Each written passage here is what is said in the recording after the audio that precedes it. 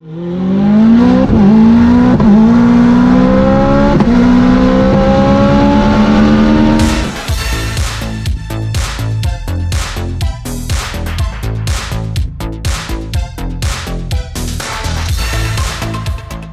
here with Joe from Team Karam, and we've got one of the wildest Evos we've seen. You see a lot of this stuff on other YouTube channels, but not in Australia, mate, is it? It's very rare, mate. You don't get much of them here, but there's a handful of them. I know the owner, Bill, but give us a bit of a rundown on the setup. It looks pretty, is it stroker engine or? It is our 2.2 combo in it. Pretty much just a 2.2 Garrett G42 on it. Fuel Tech ECU. Samsonus sequential. You got like mechanical diffs in it now? It's got mechanical. It's got a 9 RS front transfer and a rear RS, factory RS. And I noticed you've done a little bit of weight saving on the car. Like, have you been able to pull much weight out of it, or? Not really. It's mainly just cosmetic stuff, just bolt-on stuff. It's still got all cross members and all that sort of stuff, factory stuff still in there. So it hasn't. There is still a bit more we can go into it, but not as of yet. Yeah. So unlike a lot of fast Evos I've seen, this one's actually on radials, yeah? Most of them on slicks. You see a lot of them in the States are on slicks. So the guys were telling me you've actually run an 8 in this, yeah? Yeah, correct. We went 8.3 at 177. So it is the fastest radial Evo in the world currently. 177, that's got to be making some steam, hey? Yeah, man. Yeah.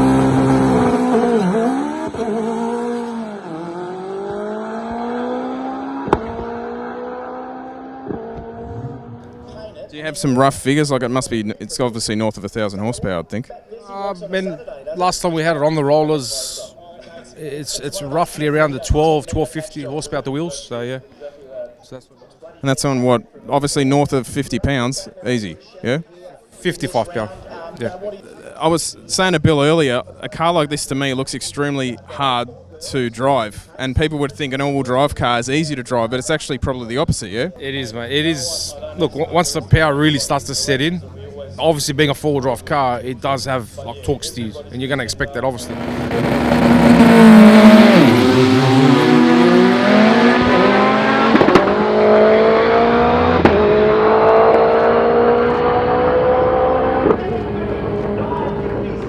Look, Billy's getting the hang of it. He's become accustomed to it now, and he's doing really well now. So, do you have any long-term goals with it, time-wise, you'd like to do? Like, is a 7 out of the equation? Is it because you've obviously got a lot of trap speed? Well, it's got the mile per hour for a 7-second pass. It's mainly just getting it out of the hole. It gets to the half, just shy of 140 mile, which is really a 7-second run.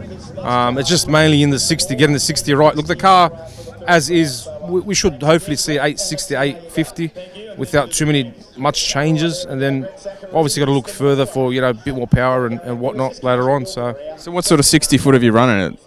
It goes a 160.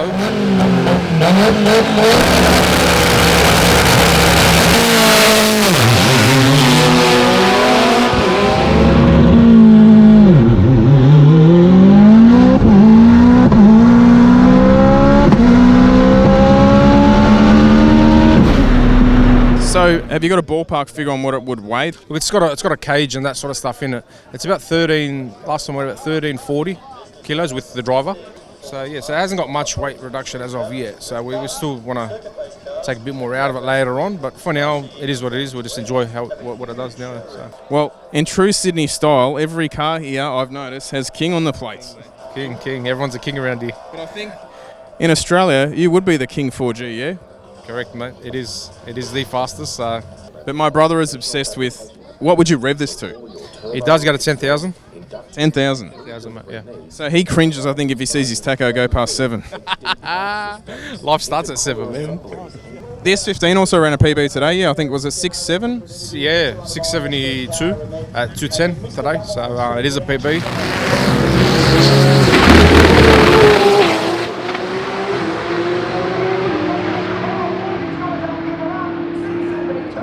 And the orange one, I believe that ran a PB, yeah? Correct, yeah. That went at a 750 at 177. It did go 180 mile on a previous run and went 757, so it did back it up, so pretty stoked. And that's actually really unique in that it's got a Cosworth engine in it, yeah? Yeah, very rare, mate. It's got a YB Cosworth. Again, it is one of our builds, like very rare to get these sort of engines in Australia. There is a couple in Europe that are going around, a couple that are probably just 7.0, 7.2s, I think their PBs are at, so that's what we're chasing. We're chasing a world record with that one, so That's effectively similar engine to what was in the Group A touring car, the Sierra. Sierra, exactly right. That's the engine, mate. Yeah, that's the one there, mate. So A lot of younger guys would have never seen anything like that before that engine, yeah? Because they grew up after touring car racing, but yeah, they're an awesome sounding engine. They remind me of the Nissan FJ20.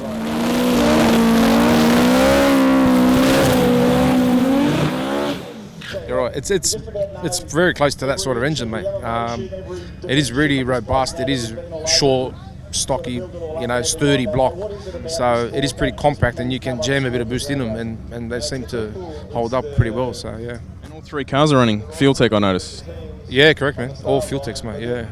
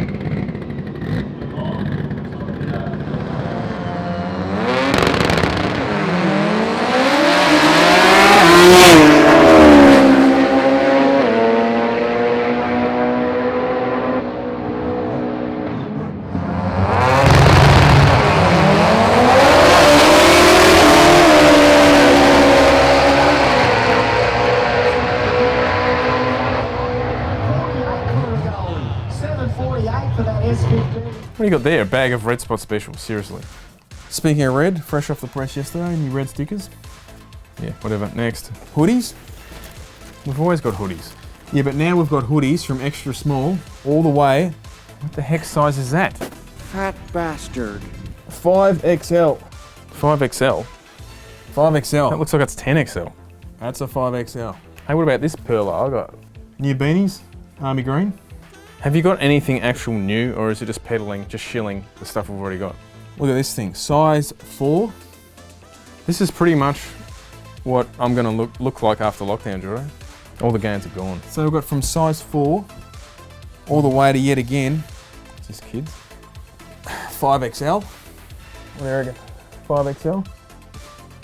So that was before lockdown, and now this is after lockdown. This is after lockdown, 5XL. It could be after lockdown, couldn't it?